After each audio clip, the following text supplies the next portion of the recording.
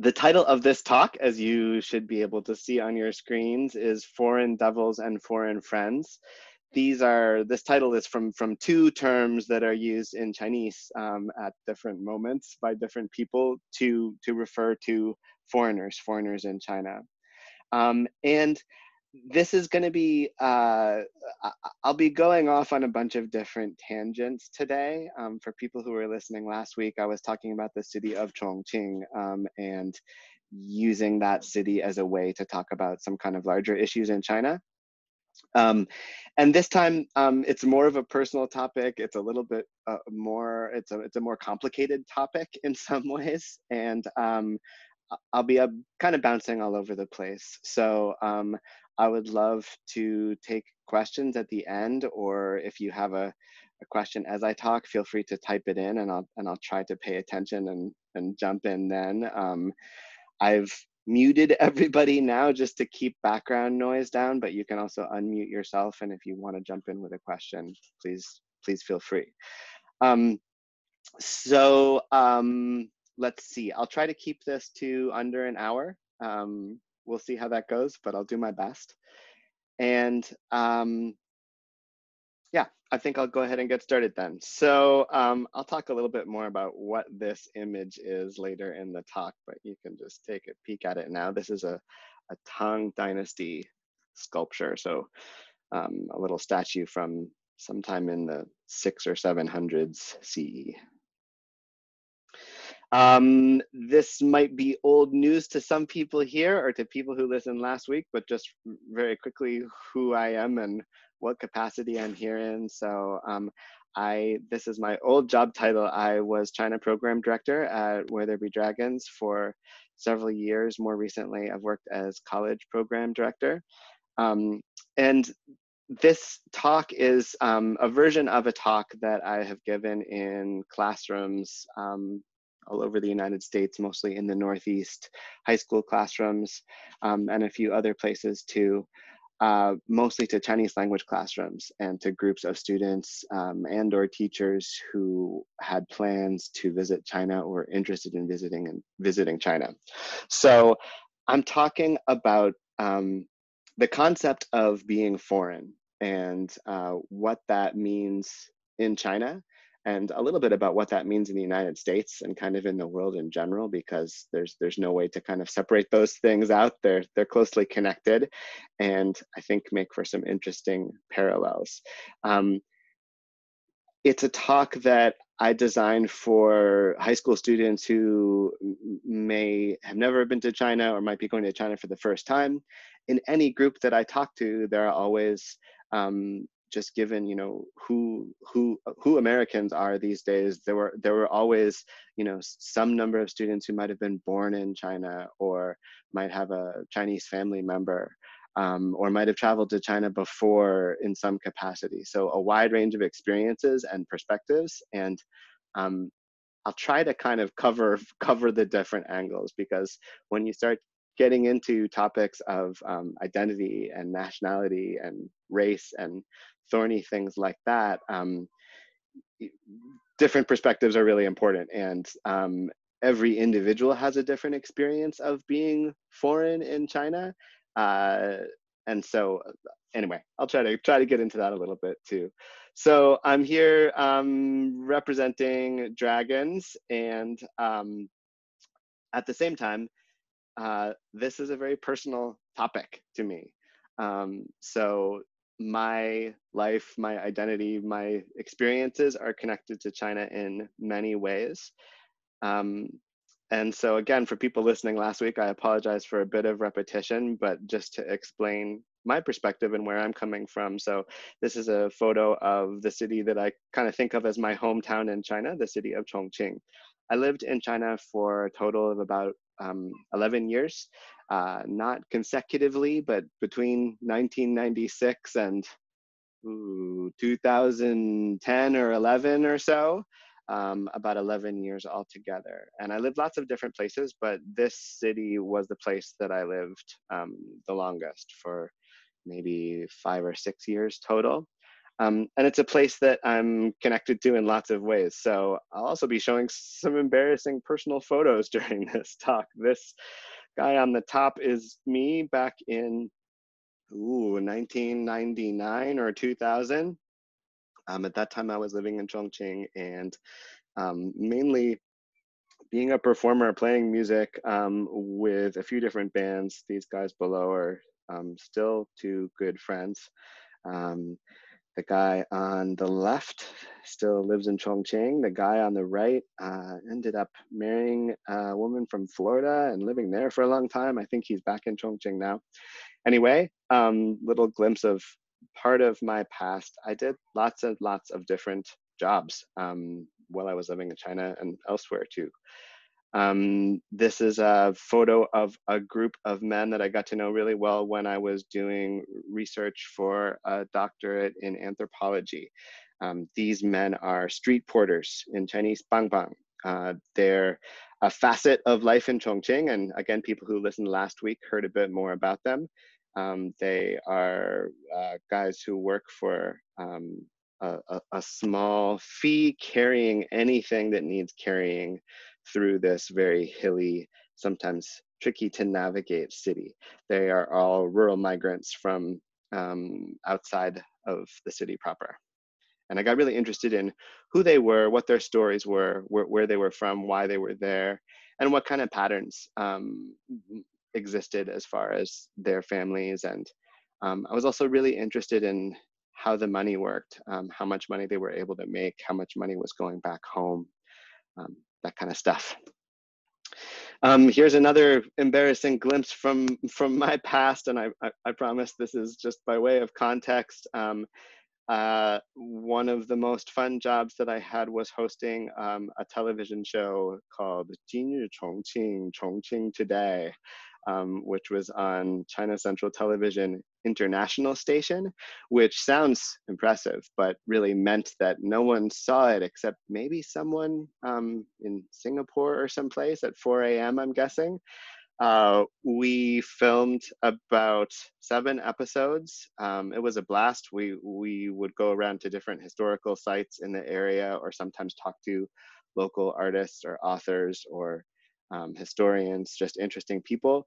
And it's different every time. I discovered a lot of interesting places and people through this job. But unfortunately, after we filmed 7 episodes, the show was canceled along with all other programs at the TV station, and the TV station was shut down temporarily. The head of the TV station was arrested on corruption charges as part of some city politics that involved, a total overhaul. So unfortunately, I was out of a job at that time.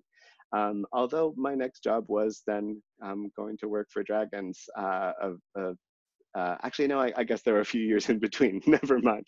I lose track of my own past. Anyway, a fun job. People who have spent time in China or been to China as Chinese-speaking foreigners, and I'll talk a little bit more about this too, might know that it's surprisingly and weirdly easy to get on TV as a foreigner who speaks any amount of Chinese in China. So the fact that I had this job, maybe not a huge testament to my own skills, or certainly not to my comfort in front of a camera. But there's still, even with many Chinese speaking foreigners living in China these days, there's still sort of a national fascination with people from other places learning the language. And a lot of the programs that you see, unfortunately, are there's a little bit of a dancing monkey show kind of a feeling to some of the appearances of foreigners on Chinese TV. Thankfully, this show was not like that. It was really interesting and well produced. And I'll continue. Well, whoops. Okay. Oh, sorry, I didn't realize there was video here, but since there is, let's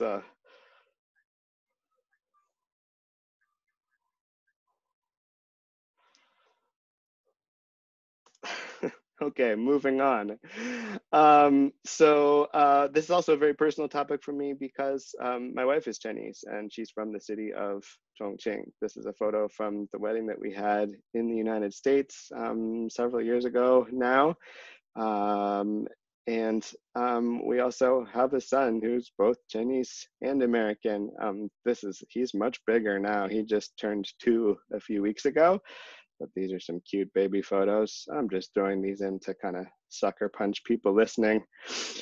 Um, this is also a really complicated topic and a topic where things sometimes get ugly, both as far as how foreigners are perceived and treated and how kind of the concept of nationality works in China, and also in the United States. So if I were showing this to everyone listening and we were all in the same room, I might ask you if you have any guesses about what this photo is. And when I've asked high school classrooms, sometimes people say, oh, is that Japanese internment? Is it some kind of a prison? So sort of on the right track. This is a group of Chinese women being detained in an immigration detention facility in California, I think in the late 1800s. And I start here just before I kind of get into talking about this topic in the context of China, just to say that we do not have a proud history of the way that we treat foreign Chinese people arriving in the US. So in 1882, the Chinese Exclusion Act was passed. This might be a familiar bit of history to lots of people listening. It's not necessarily a familiar one to most Americans, but this was the first immigration-related policy that blocked a group of people from entering the United States based on nationality or ethnicity. And one of the very first that blocked immigration in any way. Before the 1880s, there were very few rules as far as who was allowed or not allowed to come to the United States. And there's no real other explanation for this act than kind of racism. There were growing numbers of Chinese immigrants, especially on the West Coast at that time. Lots of people are familiar with the history of railroad building and other work that took place as that part of the country and that part of the US economy was developed. Lots of that was due to the work of Chinese immigrants. And their presence and the pronounced cultural differences and lack of understanding between people where they first settled created lots of resentment and kind of ignorant assumptions. So unfortunately, in the United States, our kind of racism and poor treatment of Chinese people goes back a long way. You can certainly see, I think, in today's politics towards immigrants, mostly immigrants from Latin America these days, lots of parallels. So at this time in the United States, a similar need for cheap labor and people willing to do lots of hard work at low pay, and at the same time scapegoating racism, resentment, fear of that population. So propaganda posters are something I'm going to be referencing throughout, both American and Chinese versions. And here's a really ugly American propaganda poster from that time. And here's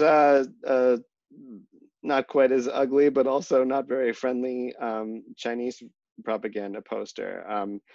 For people who are kind of China nerds like me listening, if you've never seen, there's a professor from the Netherlands named Stefan Landsberger, who has an amazing museum / personal collection of propaganda posters from China. And if you look at a website called, I think it's ChinesePosters.net, They're all sorted by category. There are translations for all of the captions. It's an incredible and really interesting website and a really interesting kind of view into contemporary Chinese history and politics. And this is from a period, I think this is from sometime during the Korean War, probably, when anti-American sentiment in China was really ramped up. So this is a poster about the people of the world uniting to crush American aggression and imperialism, and you can see the caricature there. At the same time, so I'll be talking about some of the uglier parts of how foreigners are perceived and treated in different places. But I want to just emphasize that overwhelmingly my personal experience in China, and I think this is true for most people from other places who visit or spend any amount of time living in China, the overwhelming experience is one of incredible hospitality and welcoming and warmth and curiosity. So this is a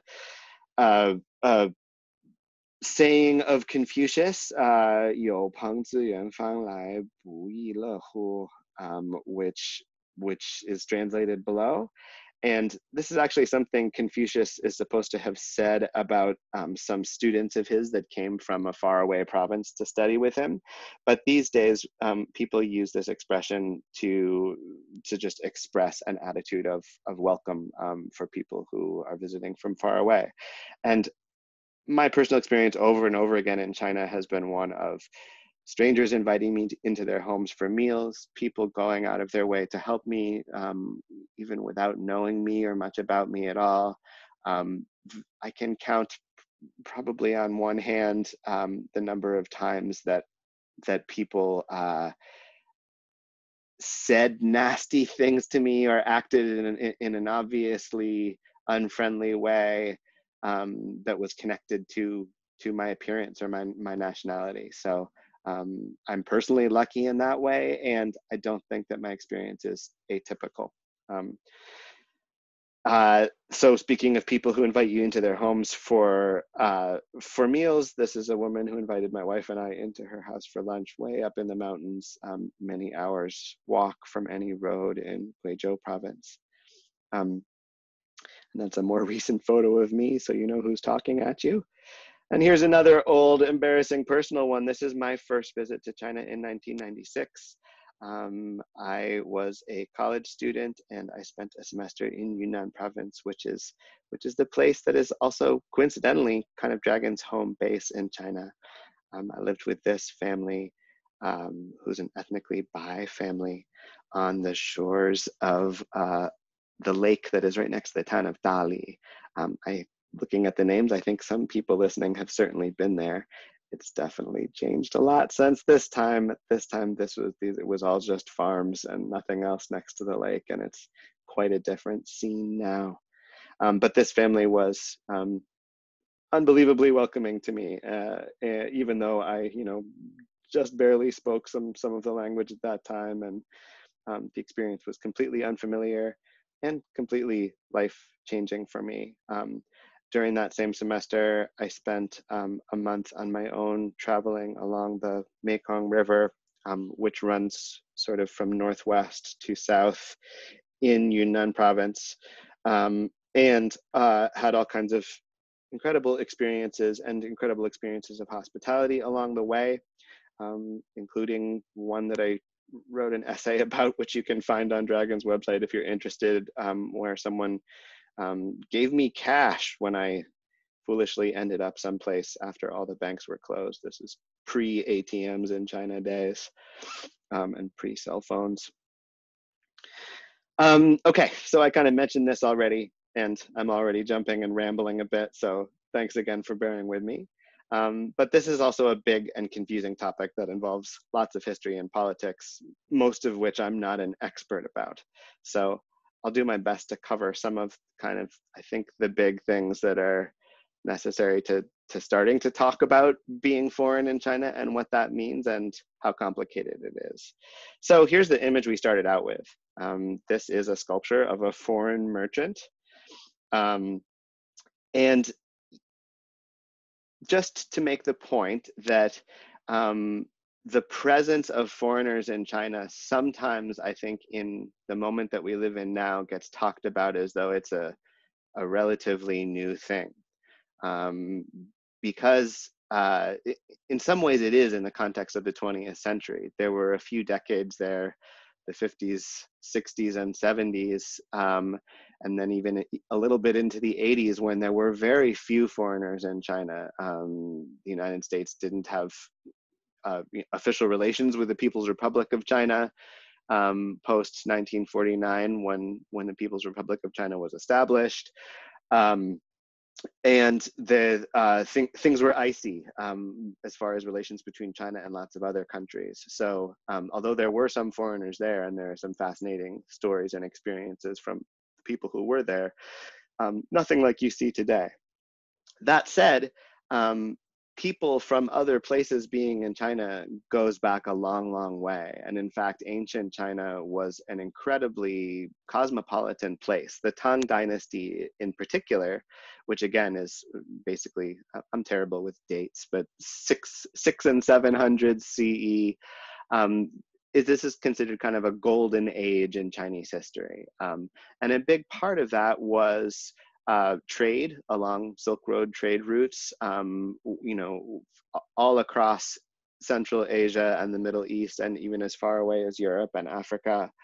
At that time, the city that is now called Xi'an was the capital, the imperial capital, and probably the biggest city in the world at that moment. And very likely the most international and diverse too. You had people from all over Eurasia who were either there for trade or had settled there, many different religious beliefs, many different languages, many different cultures, many different foods and styles of dress. And all of those things became part of China's cultural, architectural, religious, you name it, development at that time. And likewise, lots of goods and ideas and technologies were moving outwards from China too. So foreigners have been in China for a long time, is the main point. What does that really mean? That's another really complicated question. So this map, if we were in a classroom together, I might ask you what you notice about this map initially. And one thing to notice is that there are a whole bunch of other languages here other than Chinese. So we've got Uyghur language up here in what is now Xinjiang province, Mongolian, Tibetan. We have Dai language down here in the very southern part of Yunnan province.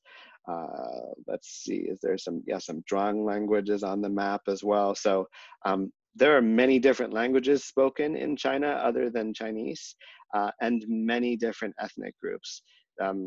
One thing that we really try to emphasize as far as the learning that happens on Dragons programs, and that I find myself often kind of trying to explain to people who are less familiar with China, is just what a diverse and complex country China is. Even in this sort of self-national concept of many Chinese people, there are lots of people from the Han, the ethnic majority sort of parts of China that think of China as kind of all one thing and more or less the same. And it's really not. Beyond linguistic and ethnic and religious differences, regional differences are also very pronounced, more so in the past even than today. But it's a diverse place. And in China, the way people talk about this is as 56 different nationalities, is the way the word usually gets translated into English, or ethnic groups is sort of what's meant by this. And that's an official number that comes from counting and categorization that began in the 1950s and was overseen by groups of Chinese anthropologists. It's a very, let's see, imprecise, complicated, problematic number. There are, and I'll give you one kind of small example just to illustrate why it's a complicated number. So There are all of these different peoples, as I mentioned, lots of different languages, lots of different religious practices, lots of distinct cultures within the borders of China today. Um, so there's a lake in northern Yunnan province, right on the border of Sichuan and Yunnan, called Lugu Lake. And there are people that are basically of one ethnic group that live all around the shores of that lake. They're called Mosuo people, but Mosuo people aren't an official ethnicity in China. So on the Yunnan half of the lake, they're officially categorized as Naxi people. Naxi is another ethnic group in Yunnan, um, one of the 56 officially designated ethnic groups. And on the northern side of the lake in Sichuan, they're categorized as Mongolian. Sometimes it seems like the Mongolian categorization is kind of a catch-all for people who the anthropologists and government officials doing this work didn't know where to fit. So the theory is that they're descendants of Mongolian garrisons that were there during the Yuan dynasty, during the time that the Mongol Empire existed. But in fact, all of these people around the lake are the same people with the same heritage, and don't have any official designation at all, although they have a very distinct culture, a language that's similar to nearby languages, but also distinct, etc. So that's one of many examples. There are lots of other ethnic groups in China that don't have these official designations. So again, just to say that what it is to be Chinese as opposed to not Chinese is also complicated. This kind of image, you'll see like sets of dolls and that sort of thing that also represent the 56 ethnic groups. This kind of image is really meant to promote unity and the idea that it's these 56 ethnic groups, but everyone is Chinese and we're all connected to this same national identity. That's a part of political messaging in China that gets hammered home from a very early age in school. Another complicated thing about the picture is that lots of these ethnic groups live across national borders. So people that in China are called Miao, which really includes, again, a few different groups. In the United States, we might label these people Hmong because it's the same kind of larger cultural group that lives also in parts of Laos, Vietnam, Thailand, and China. Their sort of ancestral homeland is in China. And that's true of a whole bunch of other ethnic groups too. So yeah, borders and ethnicity make things confusing when you're talking about who's foreign and who's not. And even the word nationality and nationalities, right, kind of suggests the possibility of nationhood, which is also part of the picture. People are familiar with the Tibetan independence movement. Maybe some people are also familiar with the really brutal and horrible cultural suppression and oppression that's happening in northwestern China right now to Uyghur people, and also to Kazakh and Kyrgyz people and other people of mostly Muslim ethnic groups in that part of China. There's an independence movement there as well. There have been historically, various ethnic independence movements in China. There's this province up here, I'll show you on this map, even though it's not so well suited, called Inner Mongolia, right? And then we have the country of Mongolia just above that. Historically, Mongolia was kind of controlled by the Soviets, and Inner Mongolia, obviously part of China. So again, complicated as far as what it means to be Chinese as opposed to not be Chinese. And this map shows all of these different 56 ethnic groups and kind of where they live and cartoon versions of their supposedly traditional garb.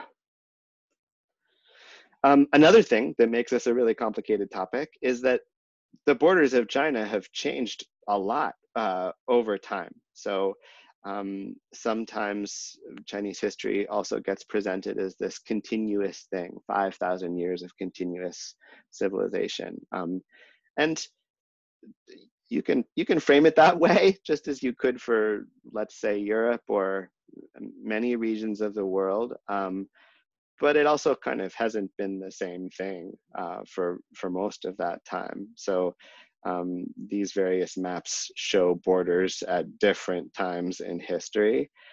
And you can see that things have changed a lot. So there's this kind of core area, maybe this area that's shown on this Tang Dynasty map that's been, except for this, maybe kind of this wing out here, this has been an area that's been very consistently part of the Chinese Empire and certainly the modern Chinese state, but the borders have shifted a lot, which also makes it complicated to talk about what's foreign and what's domestic. Jumping around a bit more, historical events, as they do everywhere, really shape the way that people in China think about people from other places and think about China's relationship to the rest of the world. So you have we're looking at a few different things here. So on the upper left is an image from, let me make sure I have my stuff right here. Yeah, I think it should be the upper left is an image from the Opium War, one of the Opium Wars. I'm not going to launch into a long explanation of what that is, and I think lots of people listening might be familiar, but this was, to put it in a really concise, dumbed down way, a war between China and colonial powers, especially England, but others as well, basically because there were things that the rest of the world wanted from China and not a lot of things from the rest of the world that China wanted. So chiefly, the English wanted tea, which was only China grew and knew how to process at that time. And they had nothing to trade for tea. China demanded silver in exchange for all goods, and that got expensive. So basically, this was a scheme to sell opium, which the British Empire had access to production of in South Asia, in its colonies in South Asia, to sell more opium to China in exchange for, as a way to have capital to buy tea and other goods from China that were so coveted in the rest of the world. A war ensued, which didn't go very well for China. Point being just that this war is still, so this is 1800s, I want to say 1860s, is that right? 1880s, someone who's listening knows better than I. But this war is still looms pretty large in the Chinese consciousness, and the way that it's taught about in China really emphasizes China as the victim. And in many ways, China was the victim. It was a horrible, not at all righteous war, no matter how you spin it. And I would say that the victimization of China maybe gets exaggerated a little bit when talking about the Opium War. Or this next image here on the right, this is the Boxer Rebellion. So this was an uprising that happened in northeastern China a little bit later. When is this? Right around the turn of the century, I think, the turn of the 19th and 20th centuries, that is. So this was an uprising against foreigners who were in China in that part of China at that time, where colonial powers had established spheres of influence, so sort of not quite colonies, but areas that were controlled by various European and American powers. There were also lots and lots of Christian missionaries. And so this was a kind of national/cultural pride uprising. The Boxers were a group that believed that they had martial arts and Chinese medicine methods that made them bulletproof, literally bulletproof. So there was this uprising, and lots of foreigners were killed at that time. It was suppressed by the various colonial armies and the Chinese imperial army at that time. And then China was forced into, as it was after the Opium War, was forced into a bunch of unfair treaties and forced to pay big, huge remittances to European powers and to the United States. So again, you know, China was in some ways sort of the victim of the aftermath of this uprising. Obviously, there were direct victims who were killed at that time too, although you can kind of understand the motivations. And the way that this history gets taught about in China, and the way that people kind of think about it and talk about it, it plays into this narrative of sort of China always being a peaceful and passive victim in kind of world history. So you can evaluate that for yourself. Interestingly, the money that the United States received as compensation after the Boxer Uprising was used to start what are now Peking, Beijing, and Tsinghua universities, which were both founded with money from the United States, and are kind of two of the very most prestigious universities in China these days. Okay, finally, this picture on the bottom, this is World War II, known in China as the War of Resistance against Japanese aggression. And also really important as far as forming China, the ideas that people in China have historically about foreigners and foreign powers. So the Japanese invasion of China, as I think probably everybody listening knows, was incredibly brutal and filled with atrocities that I won't go into today, and looms very, very large in the consciousness of people all over China still today. From time to time, the Chinese media kind of ramps up this anger that still lingers towards Japan. And when I was living in Xi'an in 2010, there were, this was another moment of anger towards Japan. There were people smashing Japanese-made cars, attacking Japanese tourists. All of the Japanese restaurants in town shut down. So lots of understandable anger and sadness as a result of what happened in China during the Japanese invasion. And sometimes it seems like that anger is channeled for political purposes by the Communist Party and by the Chinese government today. So all of these things play into how foreigners are perceived in China. Here's another kind of fun propaganda poster of some children dressing up and playing some sort of game of defeat American imperialism. The kids are wearing various ethnic garb of various nationalities in China. At least one of them, this girl, is wearing a ethnically Korean dress. There are ethnic Koreans in northeastern China too. Here's another one that I really was kind of astounded by. This is a board game designed to be played as a board game for burying the American imperialists in the People's War. So I alluded to earlier, another kind of big period of anti-American sentiment in particular was during the Korean War. China at that time supported what is now North Korea, and the United States supported what is now South Korea. And so there was lots of anti-American, anti-imperialist feeling and political propaganda during that time. At the same time, there is lots of sort of messaging that you can go back and look through sort of recent decades of unity and friendship and cooperation with people from other parts of the world. Here's one emphasizing the friendship between people of China and people in Africa. A massive Chinese presence all over Africa today, and also lots of Africans in China. That's something that happened really just in the last 10 to 15 years.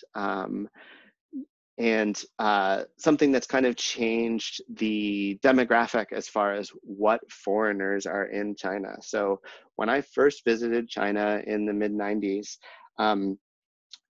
there were very few, certainly many fewer foreigners than there are today visiting or living there.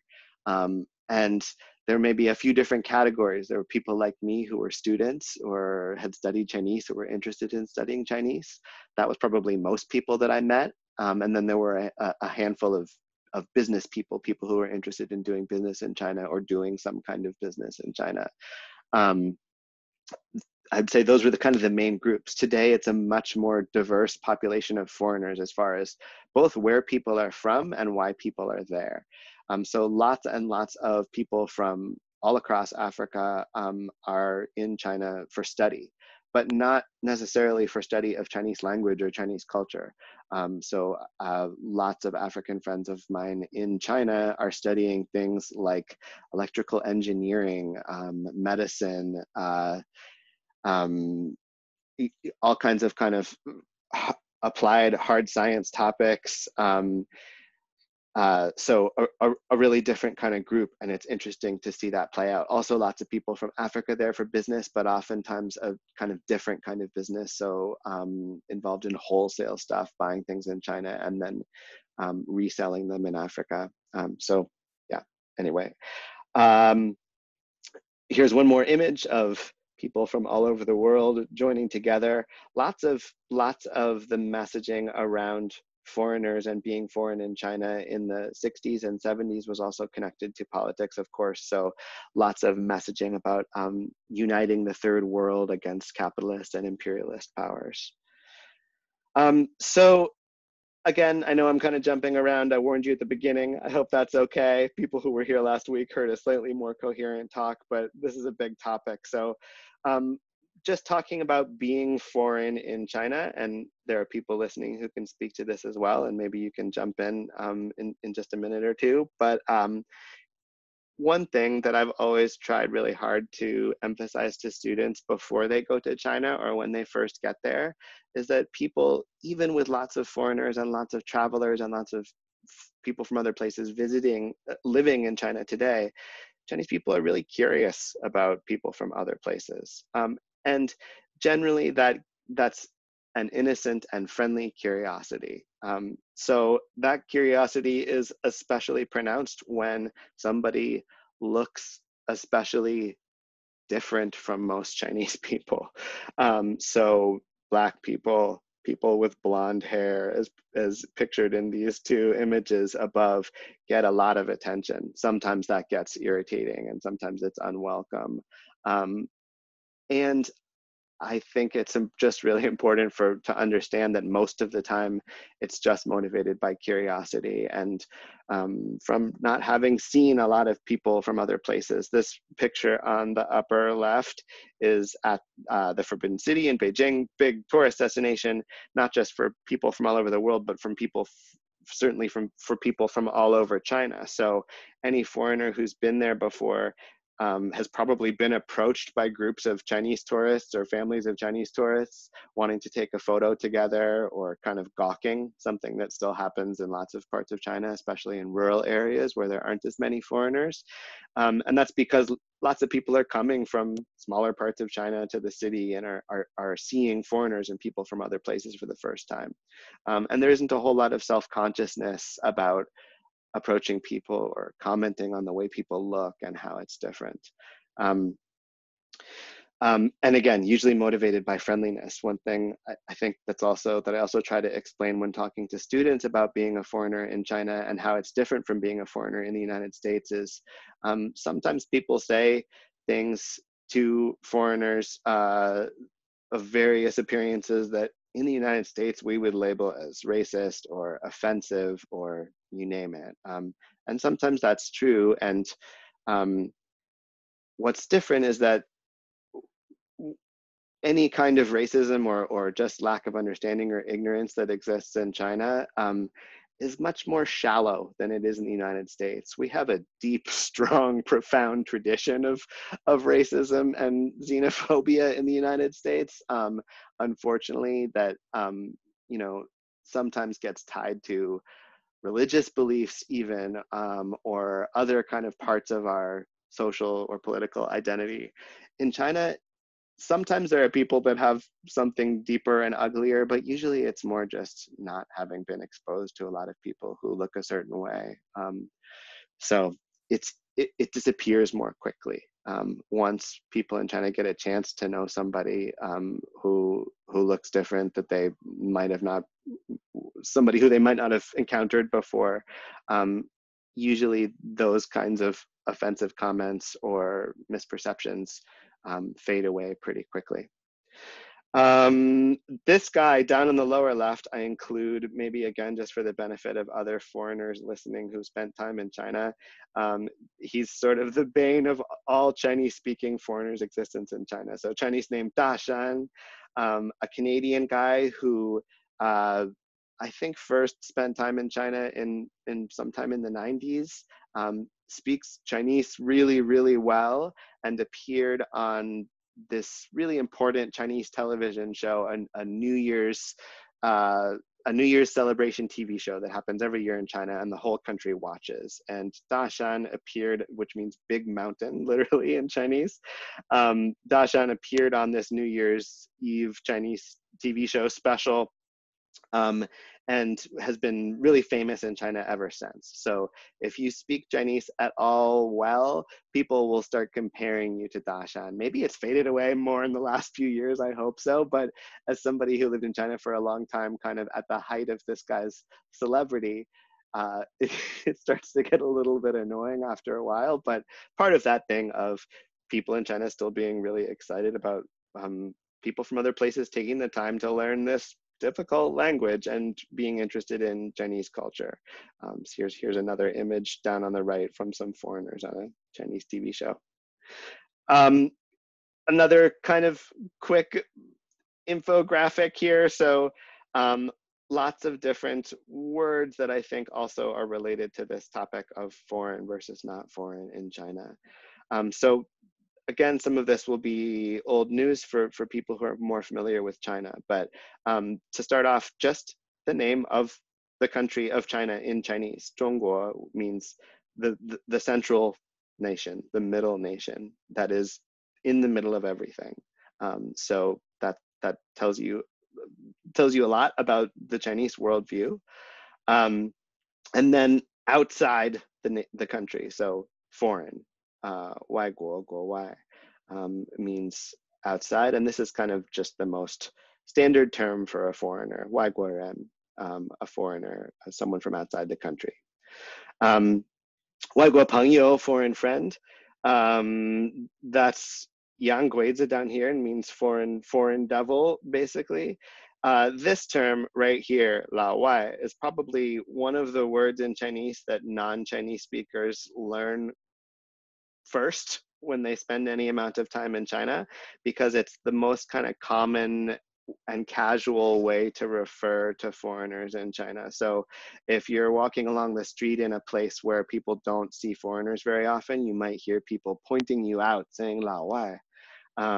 There's that foreigner over there. Not old literally, maybe they're calling me old literally when they see me on the street, but it's just kind of not quite a term of endearment, but definitely not an insult either. It's just kind of a nickname for foreigners. Another word for foreigners, interesting just the way it connects to geography, is Yangyuan, or someone from the ocean or from across the ocean. And then also just quickly, an interesting kind of linguistic nuance in the Chinese language that I think also really comes up the way that people talk about themselves or others or different groups in China and in the context of the Chinese language. So 我们 means we plural, not really any different from that word in English, we or us. 你们 means, it really means y'all. We don't have an effective you plural other than y'all in English, so you all. And one thing that I started to notice over the years in China is that people use these words, 我们 and 你们, a lot when they're talking about Chinese culture or things in China, or about things elsewhere or kind of cultural differences. So we do this, you all do that. We have this part of our culture, you all have that part of your culture. And sometimes it started to rub me the wrong way a little bit. We do that in English too, but it seems to happen very consistently in Chinese. And it's just an interesting kind of way to draw a line, even just in the words that you're using. To complicate that further, there's this other word, danmen, and that's mostly used in northeastern China, but this is a we inclusive. So when you use this we, it's different from a regular we, woman, because it implies that the listener is included. So if I'm talking to you and I say danmen, I mean we as in me and you and whoever else is in the group. If I say woman, it could mean we not including you, or it could mean we including you. It's ambiguous. But it's an interesting distinction and a way that people, kind of mark who's being included in the statement. So I'd be happy to go down that rabbit hole with anyone who's interested in Chinese language sometime. I think it's a really interesting word, and the way it gets used is really interesting. Okay, I'm gonna move along and just try and leave some room for questions. So just to finish, a bunch of random things that different people have said to me or that I've heard during time in China. So I just wanted to run through these very quickly and just kind of note what they might imply about both American or foreign perceptions of people in China and vice versa.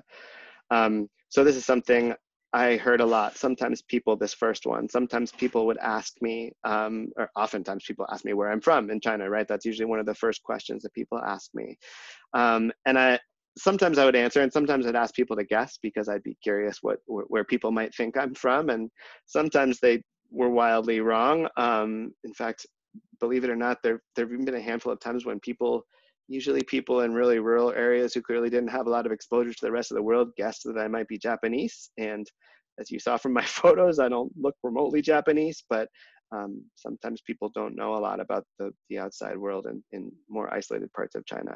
And then if I said I was American, if people guessed that I was American and I said I was American, I would say, how did you know I was American? And inevitably people would say, well, you look American, which I would always try to unpack a little bit because, for reasons I don't have to explain to American listeners, that's a pretty confused thing to say, but it's an idea that lots of people in China still have, even though we have so many celebrities who don't look like me. If you can see from the pictures I have, when I was younger, I had blonde hair and blue eyes, and that's sort of the stereotype concept that lots of people in China have for Americans, and of course it's not at all the case.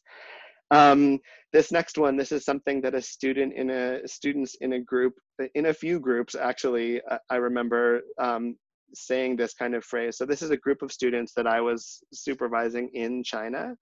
And this one group of students in particular, they kept talking about things this way. This Asian guy came up to us and said, ... or talking about someone as Asian, which in the context of China just seems absurd.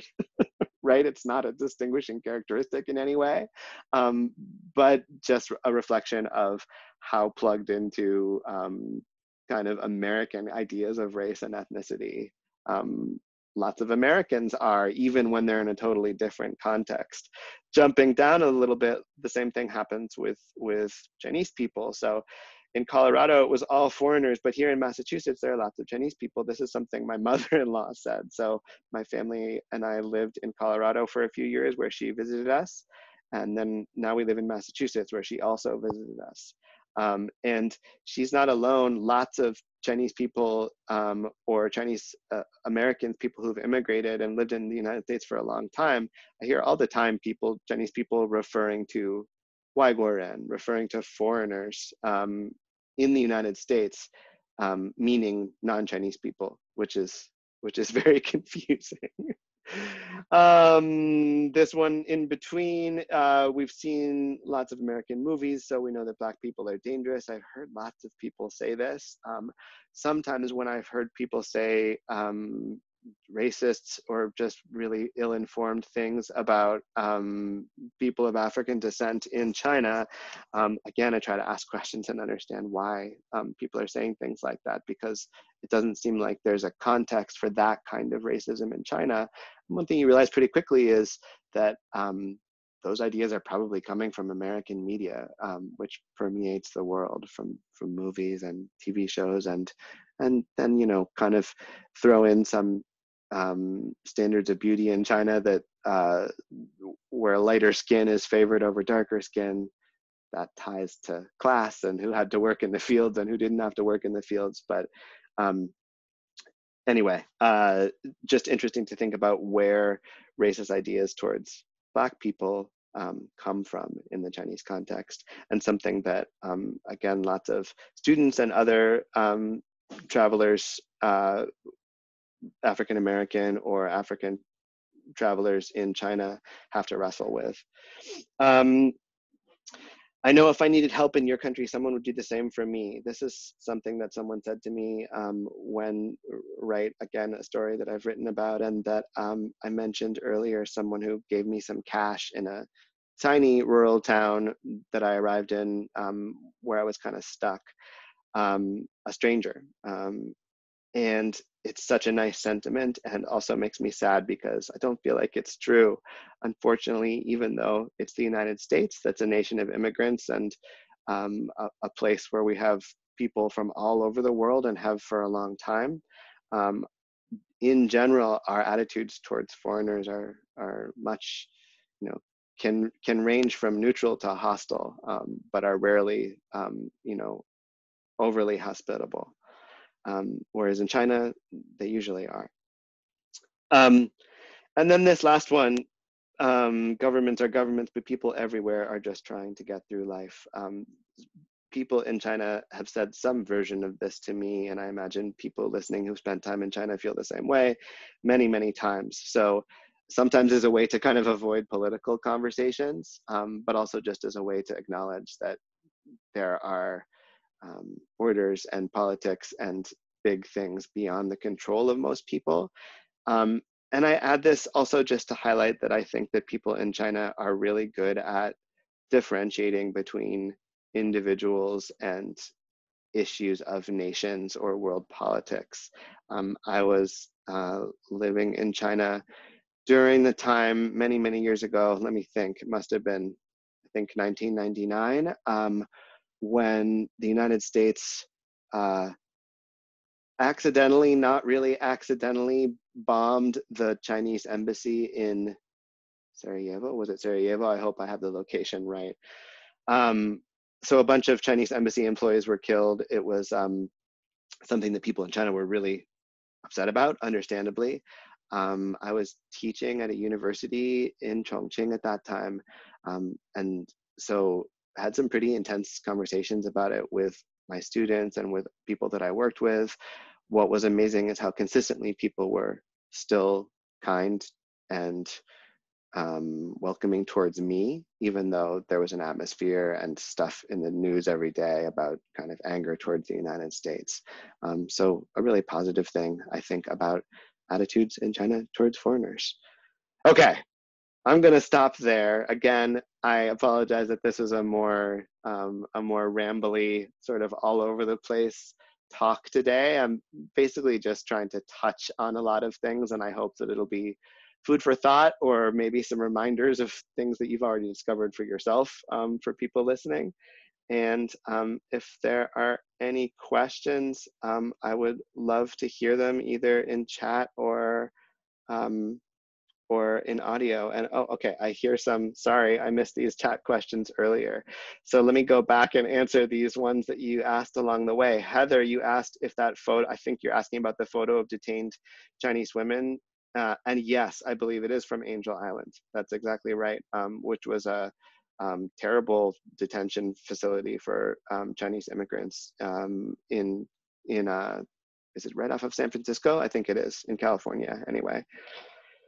And Mahesh asks, can those people also speak Chinese? I think you must be asking Mahesh about all of the different ethnic groups that I mentioned at different times during this talk. So Really good question. These days, for the most part, yes. It depends. So it's different everywhere. It depends on which ethnic group and in which area.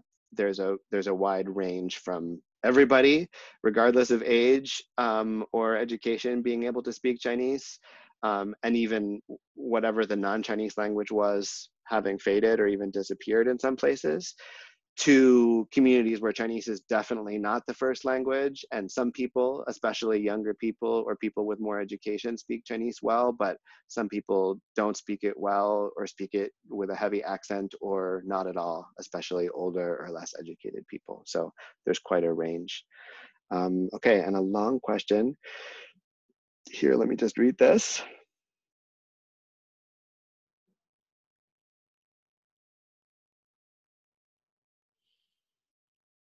Okay, this is a question from Nikki. Interesting that the use of foreigner you described from Chinese people in the US seems to reflect not from my place, in contrast to the use I see in my white American, my own culture, with a big history of taking over other people's places, in which we use foreigner to reflect not from this place. The focus is on identity group, not a momentary location. Right. Does this perception hold up for you? Any related thoughts? It does hold up. So I think that, right, I think that that's a lot of kind of what I was getting at in lots of parts of what I was jumping around talking about today is this blurring of a distinction between ethnicity and nationality, right? So even though China is a very much a multi-ethnic nation, there's a strong concept of Chinese identity being connected to Chinese ethnicity. So one thing I didn't mention as far as like experiences that different types of foreigners have in China is Asian Americans or Chinese Americans. So it can be really frustrating and sort of discouraging, I think, for some Chinese Americans in particular to spend time in China if they don't speak Chinese, because there's an expectation from lots of Chinese people that they either do or should speak Chinese, even if maybe their families, been in the United States for generations and they have, very few, certainly linguistic or even cultural ties to China anymore. There's that expectation that it's somehow connected to their ethnicity, and right, the way that Chinese people talk about foreigners, meaning non-Chinese people, even in the United States, is another example of that. Of course, Americans blur ethnicity and nationality a lot too, don't we? I mean, you can certainly see it in our current politics, where we have this very obviously wrong idea that white Americans whose families have been in this country for a while are somehow native and true Americans in a way that other people are not, which couldn't be more off. But these are ethnicity and nationalities are ideas that seem to really confuse people. Okay, another question. How did you have to adopt what you talk about as a foreigner in China, such as the, oh, okay, how did you have to adapt what you talk, I get it now. So this is a question from Sarah. How did you have to adapt what you talk about as a foreigner in China, such as the 3Ts, Taiwan, Tibet, Tiananmen? So I think what Sarah is asking, and this is a really good question, is basically how do you navigate sensitive political conversations in China, and Taiwan, Tibet, and Tiananmen. By Tiananmen, Sarah means the 1989 massacre of protesters in Tiananmen Square. Right, so 3 really sensitive topics in China that they're all different. So I think carefully at first and less carefully over time is the really quick way to answer this question, Sarah. And if anybody else here who also has experience in China wants to jump in, please feel free. But I think that lots of Americans who've never been to China have a perception that, it's this authoritarian state and you can't talk about politics, and, everything is super sensitive, and you have to be really careful about any criticism of the Chinese government or the Communist Party or that kind of stuff. And I think for people who do spend time in China, you realize very quickly that that's mostly not true. So certainly you can't be public about things. You can't be gathering big groups or giving big talks, or certainly protesting, or even having a huge online presence. Basically, as long as you don't have a big audience, the government isn't too worried about what you're saying.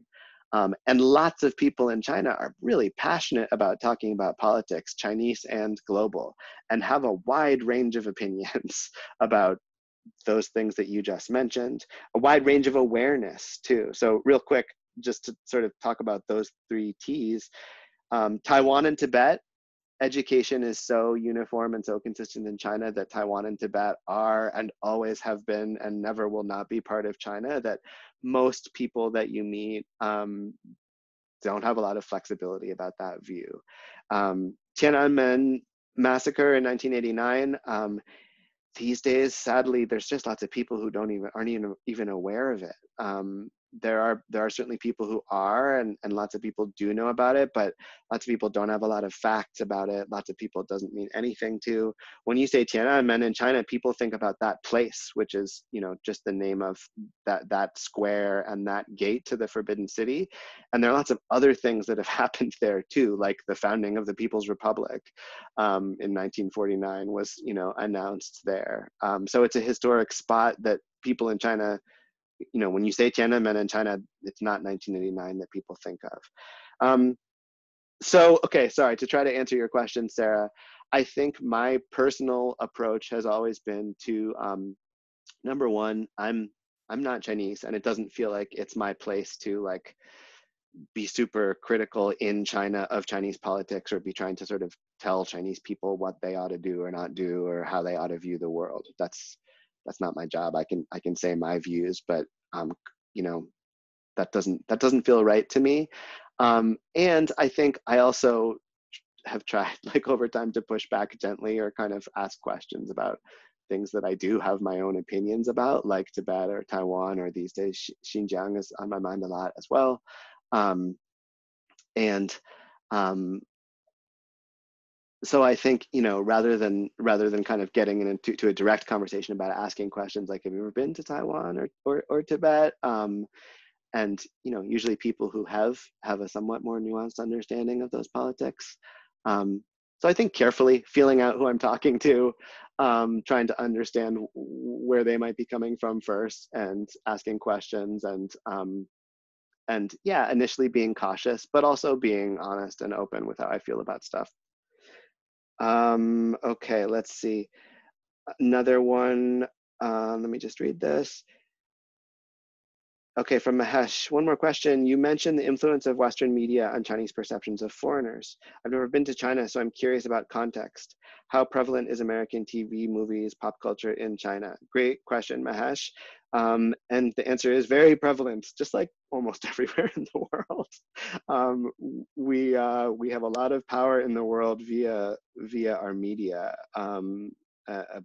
Hollywood and music and all of that stuff. So when I first spent time in China, an interesting example is just like pop music, right? So when I first spent time in China back in the 90s, it seemed like the music that was popular in the United States took a while to sort of show up in China, like years even. Whereas the internet has, of course, changed all of that, and the world is much more connected as far as what's popular now. So now it happens almost immediately, and that's true everywhere. And it also gives even kind of more power to American cultural products. There's lots that's censored in China. The internet is heavily censored. There are only a certain amount of movies that are screened in Chinese theaters, and oftentimes those are censored to some degree as well. And people still have access to all kinds of stuff and ability to form all kinds of perceptions, right or wrong, from that stuff that they take in. And one more from Nikki. Let's see. I've heard that ethnic identity is more fluid in China than in some other places, and that one can become Han behaviorally and culturally by choice rather than by generations of integration. Yes, no, kind of? Okay, good and big, complicated question. So this word Han, just in case there are people listening that haven't heard this word before. So Han is what most Americans might just describe as Chinese. So the kind of stereotypical, generalized, big, wrap it all together Chinese majority is what is called in China the Han ethnic group, and we call Han Chinese in English. This is a pretty new idea. New as in 20th century, like early 20th century, that there was some sort of unified ethnic group named Han, named for the Han dynasty, one of the imperial dynasties of China. The term wasn't used before the 20th century, and before the 20th century, regional identities were much more important. They're still important today, but even more so then, and even more so pre-1949. The Communist Party has done a lot to, I would say, minimize those identities or transform them in some ways. Yes, can you become Han behaviorally and culturally? Sure. I mean, I think number one, depends on your appearance some, even though there's a wide range of ways that Han people look.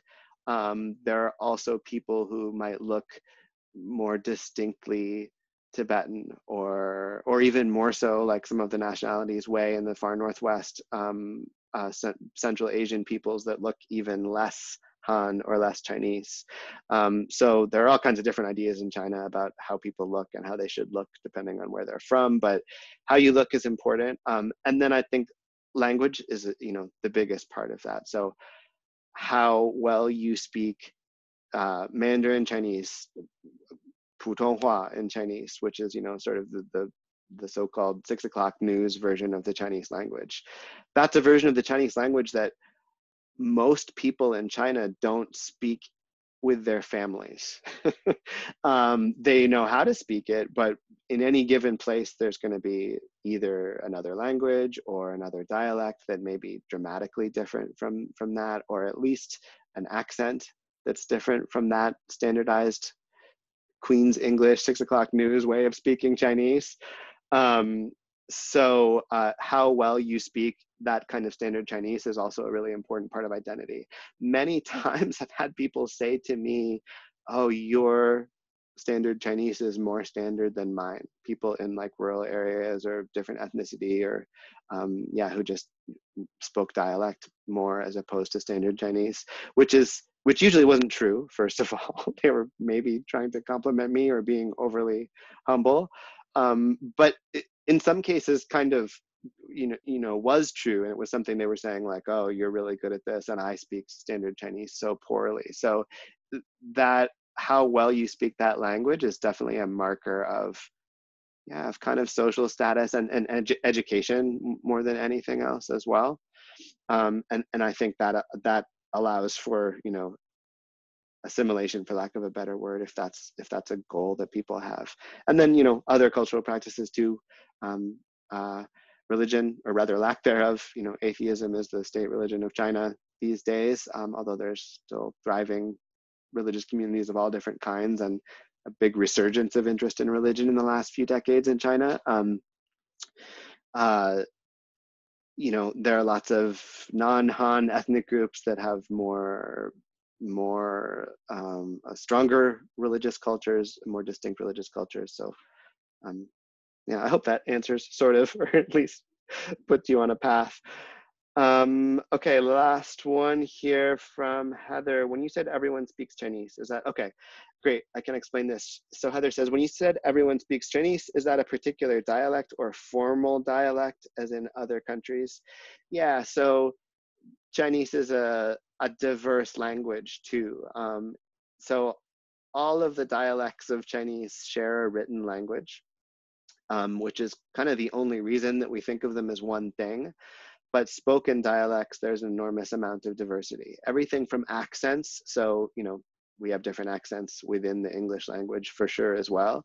And we even have, different things approaching different dialects, the way people speak in some parts of Scotland or Jamaica or the Indian subcontinent. There are distinct dialects of English, but the things that we call dialects within the Chinese language, differences can be really pronounced. So differences as as dramatic as those between French and English, or any related to European languages that are, so that they're not mutually intelligible. You can, depending on the dialect, maybe you can make some guesses, but absolutely different languages. But they share written characters. So mostly word order and grammar remain the same, but word usages differ and pronunciation differs dramatically. And anywhere you go, people have different accents. So tones are spoken differently, words are pronounced differently, different words are used, throw in lots of slang. It's a complicated picture. So we talk about Mandarin or Putonghua, standard Chinese, that's the official language that wasn't really made official again until official until the 1950s. And it's basically the way that people talk in northeastern China and in some other parts of China too. It's kind of complicated. I won't go into all of the detail about it, but it's more or less the way that people speak in northeastern China, and that's become this sort of standard dialect for the whole country. In Taiwan, similar thing. In there, they call it the national language, Guoyu. Some subtle differences in the way that things are pronounced in that standard version of Chinese, but basically the same thing. Okay, I should have said this before I took questions, but thank you so much, everyone, for being here today and for listening, and again for bearing with me with this kind of looser chat today. If anybody has any more questions, please feel free to shoot them out. But I really appreciate you being here, and I hope it was interesting for you. This has been recorded. Unfortunately, our talk last week was not recorded. I might be able to make a new one and get it out to anyone interested, but if you'd like a copy of this one, I think it can be shared by the Dragon's office. So thanks again. Hope everyone stays healthy, and thanks for being such engaged online citizens.